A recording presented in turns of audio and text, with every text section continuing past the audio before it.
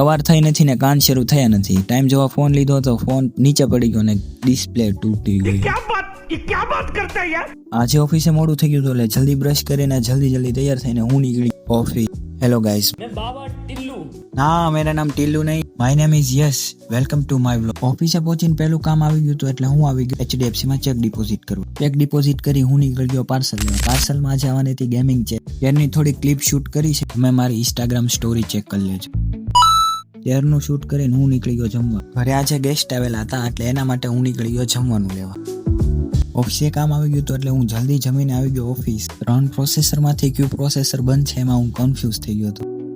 પ્રોસેસરનું કામ પતાવીને હું આવી ગયો હતો ટેરેસ પર. ટેરેસ પર જોયું તો આટલા બધા કબૂતર વચ્ચે પોપટ શું કરે છે. પોપટે મને રિપ્લાય આપ્યો, સાંભળો તમે તે. मुन्ना झुंड में तो सुअर आते हैं, शेर अकेला ही आता.